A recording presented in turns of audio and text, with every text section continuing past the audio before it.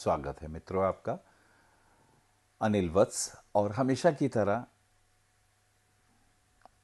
अप्रैल महीने का राशिफल धनु राशि है आपकी। सजिटेरियस भी कहते हैं। धनु राशि के लोग बुद्धिमान हैं, ईमानदार हैं, लेकिन दूसरों की बातों में आ जाते हैं।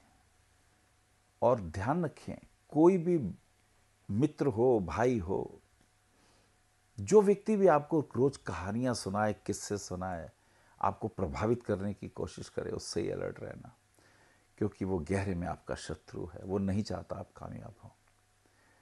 तो तथाकथित धूर्त मित्रों से सावधान रहिएगा, जो फ्लैटरी करते हों, बातें बनाते हों, और जो विशेष रूप से अपना मकसद साधने के लिए आपके परिवार वालों की निंदा चुगली करते हो, उनसे तुम्हें बहुत होशियार रहना है।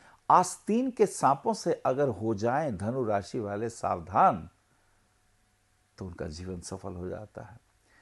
बहुत अच्छा बोलते हैं जब आप अपने पे आते हैं, तो अच्छे काउंसलर भी हैं, अच्छे मोटिवेटर भी हैं। लेकिन जब क्रोध आता है, गुस्सा आता है, तो आपको अपनी वाणी पर संयम नहीं है। ऐसे में आप बने बनाए काम बिगाड़ लेते हैं। क्रोध आता है, आवेश आता है, जिद के मारे अपना ही हानि कर लेते हैं। चतुर बनते हैं, चतुर हैं नहीं, पर हाँ बुद्धिमान जरूर हैं, स्वाभिमानी भी हैं, और आध्यात्मिक ऑरा भी है आपका क्षेत्र है जिसमें आप बढ़ेंगे तो आपको फायदा हो सकता है। चलिए बात करते हैं, 1 अप्रैल कैसा रहेगा। भाग्यवर्धक दिन है, गुरुओं के आशीर्वाद पाने का दिन है, देव आशीर्वाद पाने की बात है। आज का दिन अच्छा गुजरेगा। 2, 3, 4 तारीख की बात करें, 2 तारीख को भगवान महावीर की जयंती है।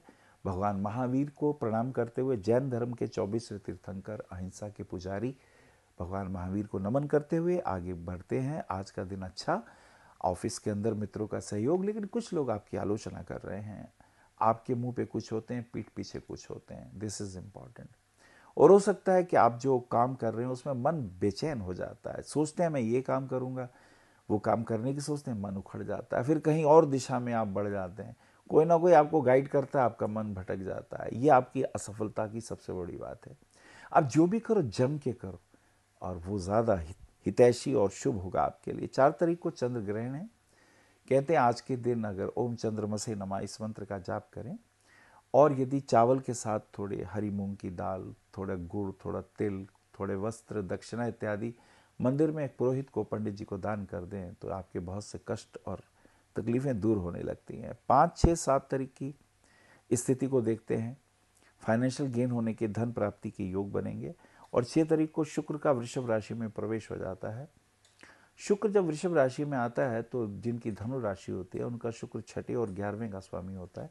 स्वास्थ्य के दृष्टिकोण से ध्यान रखिएगा, खाने पीने में ध्यान रखिएगा, नाभि में विकार इत्यादि तंग करेंगे। 7, 8, 9 तारीख की बात करते हैं, तो ये थोड़े खर्चे का समय है। मूड थोड़ा खराब रहेगा, कहीं घूमने फिरने की योजना बनाएंगे, थक जाएंगे। तो ऐसे में आप ध्यान रखें। 8 तारीख को गुरु मार्गी हो रहा है, और खास करके जिनकी धनु राशि है उनके लिए गुरु मार्गी होने का अर्थ ये है कि ये शुभ दिन है, अच्छे दिन है। अपनी माँ के साथ संबंध मधुर रखें। उनके साथ आपकी अंडरस्टैंडिंग में प्रॉब्लम आ जाती है।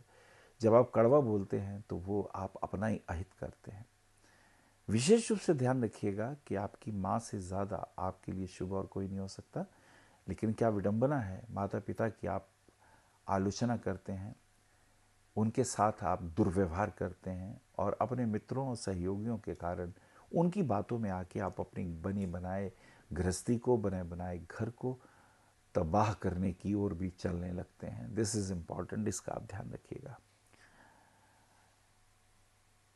9, 10, 11 तारीख की बात करते हैं, तो 10 तारीख को मंगल अस्त हो जाता है। मंगल आपके पंचम भाव का भी स्वामी है। कुछ लोग आपको गलत बातचीत बताएंगे, सच वो नहीं होगा, और आपके ही परिवार के खिलाफ आपको बुलवाएंगे। आपको जब कभी पता चलेगा तो बहुत समय गुजर चुका होगा, और आपके तथाकथित भाई, बंधु, मित्र आपका उपयोग करेंगे, तो आपको पता भी नहीं चलेगा कि कैसे आप बेवकूफ़ बन रहे हैं। तो आपको इसके लिए बहुत होशियार होने की ज़रूरत है। प्रॉपर्टी में कहीं रुपया इत्यादि लगाने का मन हो तो लगा सकते हैं, उसमें आपको फ़ायदा होगा। 11, 12, 13 तारीख की यात्रा करें तो 12 तारीख को बुध का मेष राशि में प्रवेश होता है, और 14 को सूर्य का भी मेष राशि में प्रवेश है। ये 3 ग्रहों का योग है। ये समय अच्छा है, इसमें आप विवेक से काम लें। अगर कोई एग्ज़ाम देने की तैयारी कर रहे हैं तो उसमें पूरा मन लगाएं। और मित्रों का सहयोग भी इसमें आपको मिलेगा। लेकिन एक बात का ध्यान रखें, आपके मित्र चालाक हैं, धूर्त हैं और अवसरवादी हैं। आप इन बातों के प्रति बहुत जागरूक रहिएगा। पर अगर आप कहीं जॉब देने के लिए, एग्ज़ाम के लिए जा रहे हैं, जॉब के लिए जा रहे हैं, तो उसमें सफलता के योग हैं। हालांकि आपका वहाँ मन नहीं लग रहा, मन नहीं लगेगा, लेकिन मुझे लगता है कुछ ना कुछ करना चाहिए, क्योंकि अपने हाथ जगन्नाथ, अपनी मेहनत से ही आगे बढ़ते हैं। 15, 16, 17 तारीख की अगर हम बात करते हैं तो ये समय शुभ है, माता पिता के आशीर्वाद लेने का समय है और मन भी कुछ अच्छा रहेगा। कुछ रिसर्च काम, कुछ पढ़ाई का काम, कुछ अध्यात्म के दृष्टिकोण से आप विचार कर रहे हैं तो वो अच्छा है।